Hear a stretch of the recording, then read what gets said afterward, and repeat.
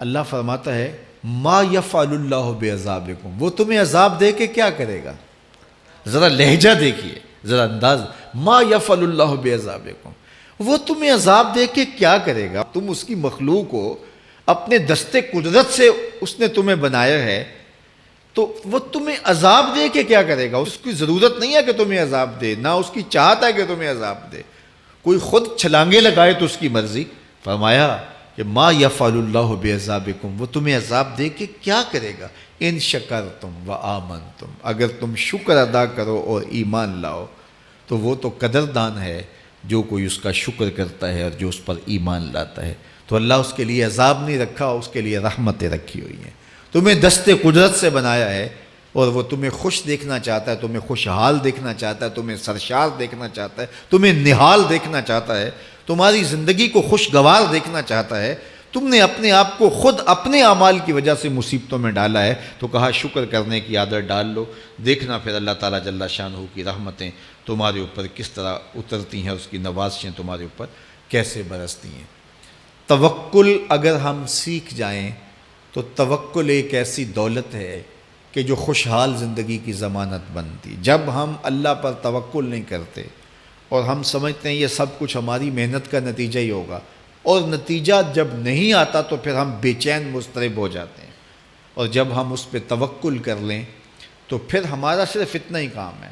کہ میاں ہم یہ کام کر رہے ہیں، بس یہ حکم، ہم بیج بو رہے ہیں، بس یہ حکم ہے اور بو رہے ہیں، باقی اس پہ بھروسہ ہے، یہ کام اس کا ہے کہ اس نے اس کو اگانا ہے، اس کے اوپر پھل لگانے ہیں۔ تو جب اس پہ توکل ہو جائے تو بندہ سوکھا رہتا ہے، ورنہ بندہ مشکل میں مبتلا ہو جاتا ہے۔ بسا اوقات ایسا ہوتا ہے کہ بندہ ایک منصوبہ تیار کرتا ہے، اس کا عملی نتیجہ اس کو سامنے نظر آ رہا ہوتا ہے، لیکن نتیجہ بالکل الٹ جاتا ہے۔ سید علی المرتضیٰ فرماتے ہیں میں نے اپنے ارادوں کی شکست سے ہی اپنے رب کو پہچانا ہے، کہ میں ایک منصوبہ تراشتا ہوں کہ یہ اور یوں ہوگا اور وہ ہونا چاہیے، لیکن نتیجہ وہ نہیں آتا، تو کوئی طاقت ہے اس کا جو نتیجہ بدل دیتی ہے۔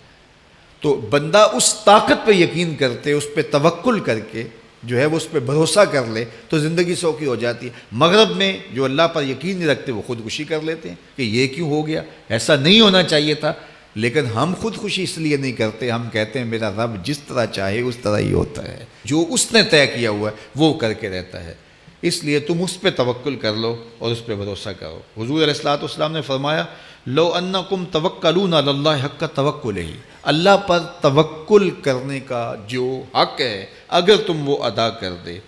تو فرمایا اللہ تمہیں ایسے رزق عطا کرے جیسے پرندوں کو عطا کرتا ہے۔ ہمارا تو کاروبار ہے، یہ فیکٹری ہے، یہ دکان ہے، یہ ہماری نوکری ہے، ہم نے یہاں سے کمائی کرنی ہے۔ پرندوں کا کوئی کاروبار نہیں ہوتا، کوئی نوکری نہیں ہوتی، کوئی ٹھیا، کوئی اڈا نہیں ہوتا جہاں جا کے انہوں نے رزق کے لیے کوئی آغاز کرنا ہوتا ہے، بلکہ حضور نے فرمایا تغدو خماسا و تروح بطانا، جب وہ صبح گھر سے نکلتے ہیں تو خالی پیٹ نکلتے ہیں